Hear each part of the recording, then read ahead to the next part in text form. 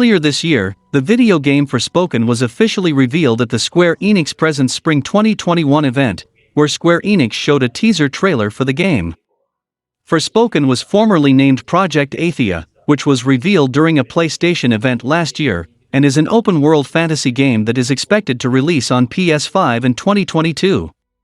Since the trailer's release, the game has attracted plenty of attention from me. For a while now, news about Forspoken has been light concerning its development, story, and overall gameplay.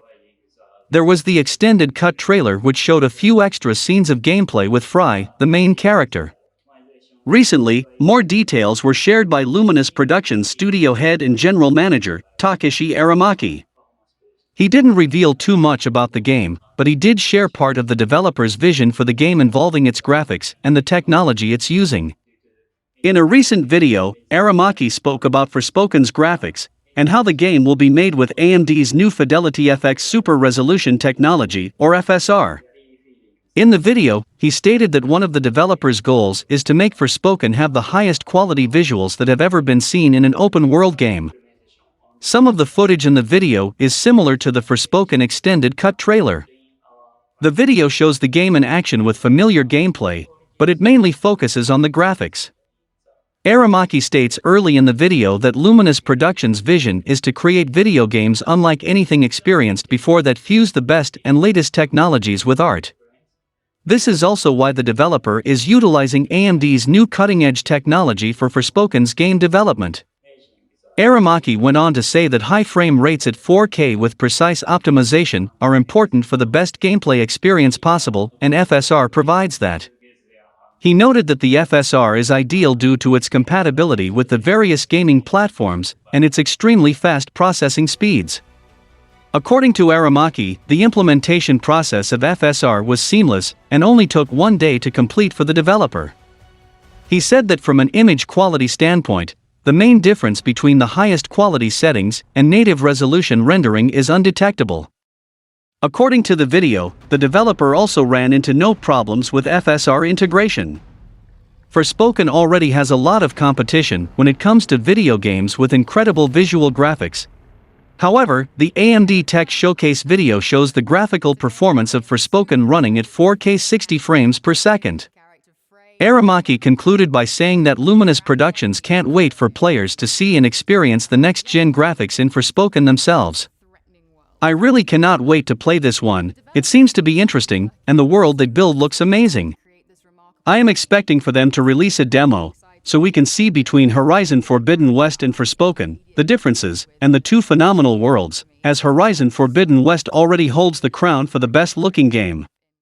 Moving forward, Electronic Arts announces further details regarding its EA Play Live Games showcase in July, including its starting time and new host.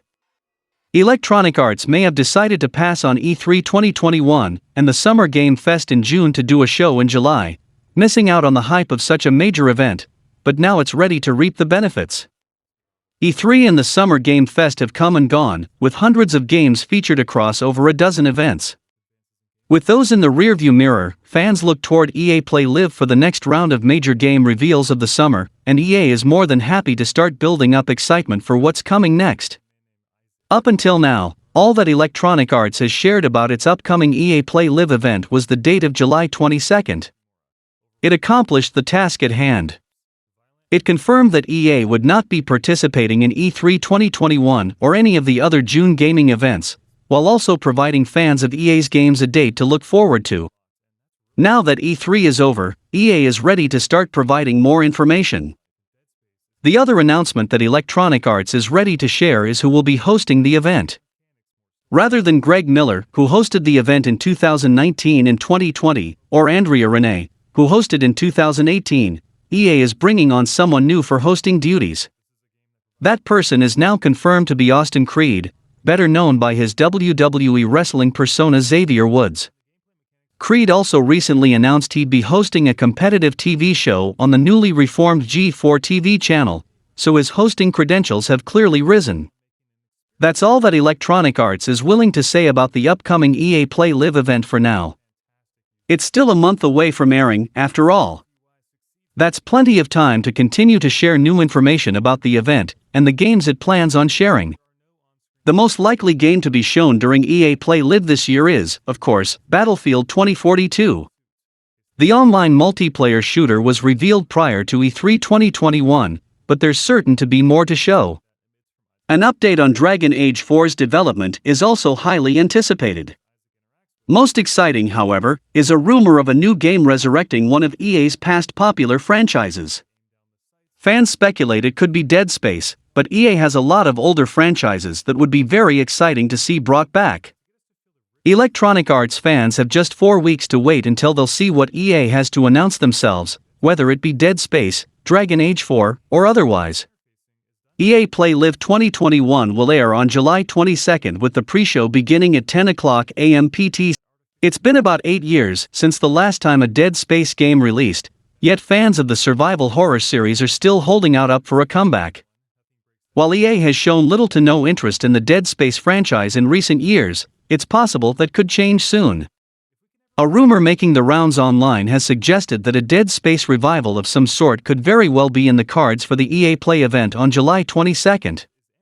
Reports recently teased that EA would be revealing a new game at the EA Play event on July 22 developed by Star Wars Squadron studio EA Motive. There once was a time when Dead Space was one of EA's premier franchises. Not only did EA release 3 main series Dead Space games, but it also developed spin-offs, comic books, novels, and more in an attempt to turn it into a big multimedia franchise. EA was all in on Dead Space for a while, and while the games sold millions of copies, they still fell short of the company's lofty expectations. This led to EA putting Dead Space on ice, and there hasn't been a new game in the series since 2013. We have been asking for pretty much anything Dead Space related for years, whether that be a Dead Space remaster or even a collection of the original trilogy for modern consoles. While the original Dead Space games are playable on Xbox through backward compatibility, EA has otherwise not made an effort to bring the titles to newer platforms. However, it seems fans may finally have some new Dead Space content to look forward to, as a recent rumor points to a Dead Space revival game on the horizon. EA Motive game is a Dead Space revival, and that it will be a reimagining instead of a sequel. What exactly reimagining means for Dead Space is unclear, but looking at other video game reimaginings may offer some insight.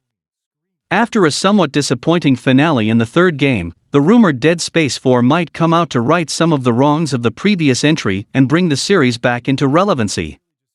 There are a few ways the game could go, but hopefully whatever studio is working on the game is looking to the series past for inspiration and guidance. Here's what should be included if Dead Space 4 is truly in the works.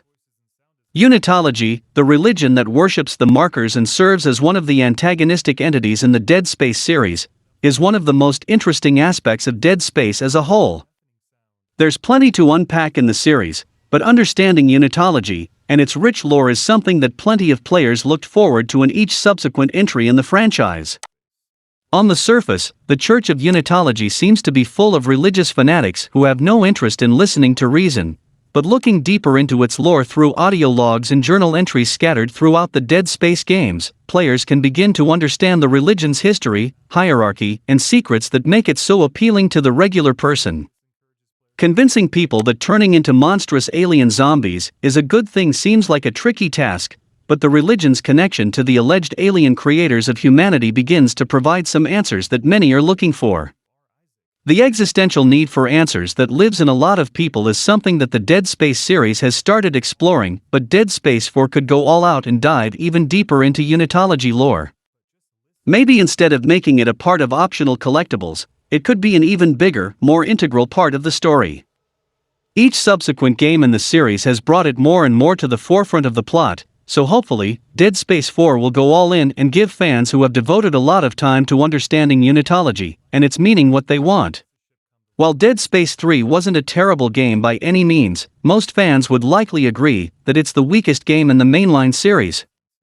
Its reliance on action instead of horror made it feel like something of a departure from the franchise that didn't capitalize on what made the original great.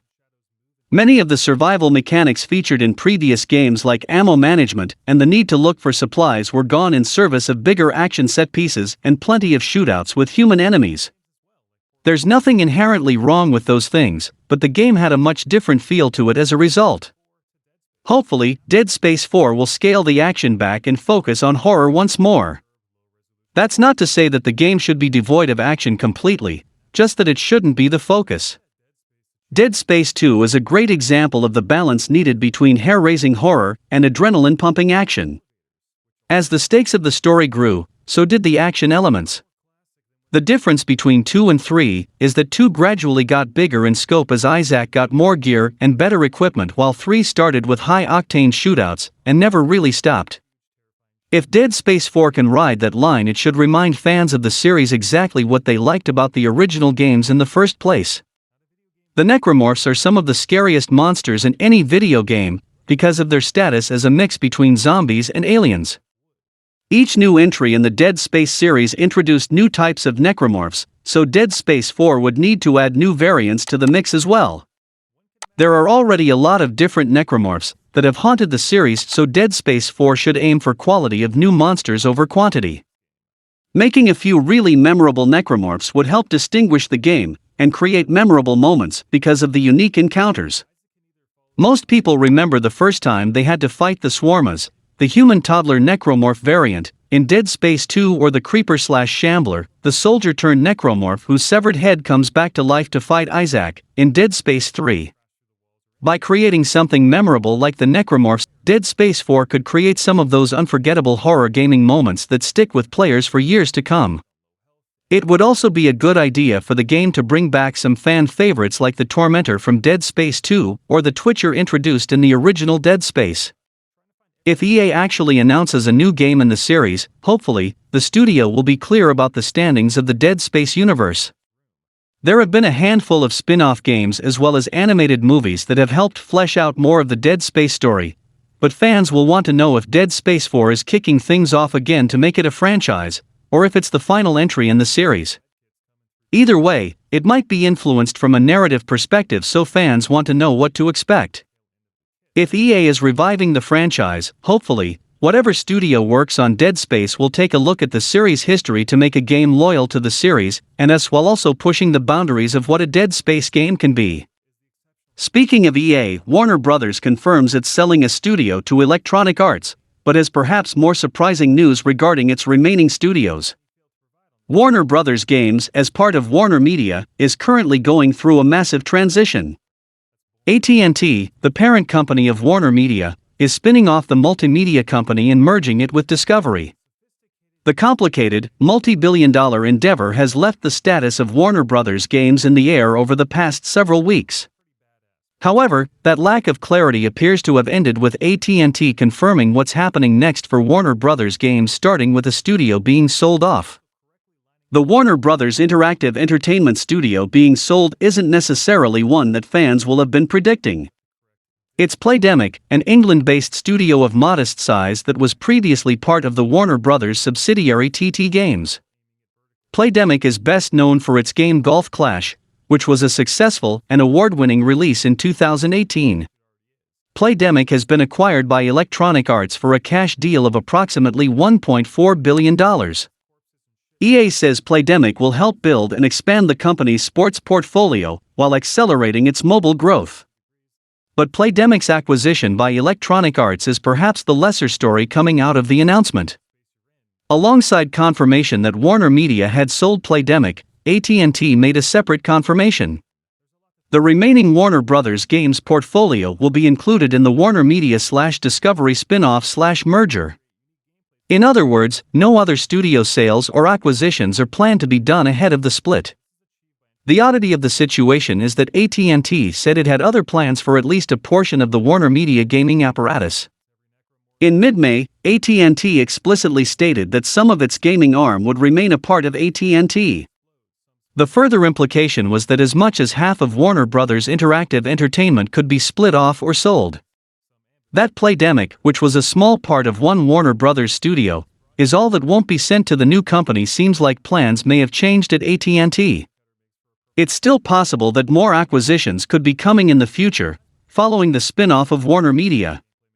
Those decisions, however, would be made by the leadership of the new Warner Bros. Discovery company and not by AT&T. As such, it's likely much too early to make any speculation about those plans. Despite AT&T's earlier insinuations, there were no other reports regarding potential studio acquisitions. There was a brief rumor ahead of E3 that Microsoft could be pursuing both NetherRealm and Rocksteady Studios. That may be true, but nothing came to fruition. But likely, this isn't the end of the shakeup for the teams at Warner Bros. Interactive Entertainment. Since 2017, the Nintendo Switch has been Nintendo's headline act. With its innovative portability functions, it allowed players to take almost any game they wish on the go. Some fans have speculated and rumored that Nintendo would release a Switch Pro to keep up with competing consoles, and rumors about Switch Pro before E3 2021 had run rampant. After the dust had settled from E3, Doug Bowser commented about the lack of a new console with the Washington Post, sharing the company's stance on the current state of the Switch. The initial tweet regarding the E3 Nintendo Direct did specify it would only focus on its software. Bowser's comments reinforce this notion, citing that any new technology showcase would be when it's right. It's how specifically can technology enhance a gameplay experience. And then where do you apply that technology? Do you want to apply it on current existing hardware or platforms, or do you want to wait for the next platform? And then what's the right gameplay experience with that? There's a host of factors that goes into it, and it's something we're always looking at, Bowser said. This answer was in response to other publications and reports about the Switch getting an upgrade, where instead of focusing entirely on hardware, the strengths of the Nintendo Switch lie in its library. While Sony is pushing the envelope with its technology, and Microsoft is pushing the Game Pass services, Nintendo continues buckling down on its variety of games. Bowser comments further regarding the lifespan of the console. As we enter into our 5th year, Nintendo Switch really is redefining what a console life cycle can look like, and the vibrancy of that overall life cycle with a strong cadence of content, Bowser said. The rough average lifespan of each console that Nintendo has released has been around 5 to 6 years. Even with the console approaching the 5th year since its release, the Switch is strong in sales and library. This includes record-breaking numbers with games like Metroid Dread and the continued support of multiplayer games like Super Smash Bros. Ultimate. While there wasn't a new Switch hardware announcement, Nintendo presented a brand new Zelda-themed game and watch machine in celebration of the series' 35th anniversary. Despite the statement, some fans are still pondering on the possibility of a new model of Switch and what it can bring to existing games. However, as Bowser said, the Switch is going strong, and will be focused on keeping that momentum with its games. If there's going to be a new Switch model, it will be announced when the time is right. With the Switch Pro's rumored price being in the ballpark area of $399 and the continued dominance of the plain old Switch and Switch Lite on the market, specs alone are not what's going to sell the Switch Pro. Indeed, there will be those who purchase it for the sake of a new, more powerful Switch, but it's going to come down to what it has to offer for that power. And the perfect game to launch alongside the Switch has a release window of 2022, Zelda, Breath of the Wild 2. Whether it's a true Nintendo Switch Pro exclusive, or just an upgraded experience, releasing the Switch Pro alongside Zelda, Breath of the Wild 2 is likely to bump sales significantly. A bundle of the two would practically appeal to all Nintendo fans, so it makes sense to hold its upgraded system for a time when both it and Breath of the Wild 2 are ready. If there's anything to be learned from the launch of the PS5 and Xbox Series X, it's that there's a lot of demand, but not a lot of supply for tech. Shortages, scalpers, and more have made getting hands on the PS5 and Xbox Series X nearly impossible, and at the same time, the Switch itself has outsold the PS5 and Xbox Series X at nearly every turn. In short, it is inevitable that the launch of the Nintendo Switch Pro will be as troublesome for fans worldwide, but it has one advantage: clearly, there is no reason to rush. With the Switch's dominance in sales, the Switch Pro isn't something that is needed quite yet, arguably, at least. Biding time, building up consoles and production, and launching it alongside a game as big as a potential Switch upgrade itself will all help that launch in some way. As such, whether or not those rumors and reports were accurate about Nintendo's plans for 2021, it may not take a big push to postpone it a little longer. Speaking of PS5 Restock, the hunt for the PlayStation 5 will be ending this week for many people, as Sony announces Restock and sends out invitations to participate. A year out from the launch of the PlayStation 5, and the console is still just as hard to get as it was then. Hopefully though, this will be the week for many to secure their own PS5, as Sony has announced another restock. While some people have cast away the PS5 hunt, opting to wait until more widespread PS5 availability, others have not stopped trying since the beginning. Between bots snatching consoles right as they are listed and scalpers drastically inflating the second-hand price, PS5 consoles are near impossible to attain. It has become a game of luck, and unfortunately, that continues with this latest restock. Wario64 on Twitter posted about receiving an invite to the latest PS5 restock occurring on June 23. Like previous PlayStation Direct queues, by clicking on the URL in the email at the designated time, fans will be entered into a line where hopefully they will be able to purchase a console. The private queue for those who received an invitation will begin at 12 p.m. Pacific Time, which will likely be followed, according to Wario64, by a public queue at 2 p.m. point. Curiously, as Wario64 indicates, despite already having a PS5, he received the restock invitation. That said, is unknown just how people are being selected for this invitation. Fans who already have PS5s are receiving invitations to the restock, while those who are still without the console are not. Last year, Sony allowed fans to register for PS5 pre-orders, so perhaps Sony is still drawing from that pool of registrants. As the PS5 shortage looks to continue to 2022, PS5 owners have likely been trying to secure consoles for their peers. Although this seems like a golden opportunity to pass along a secure link, doing so may actually cost them a chance at the console. Sony writes in the email, "This URL is unique to you, and not meant to be shared with anyone else."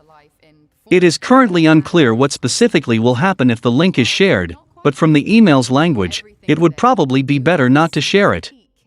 While it is unfortunate that there are still many people who will still be unable to even attempt securing a PS5 this week, there are also many people whose hunt will finally be ending.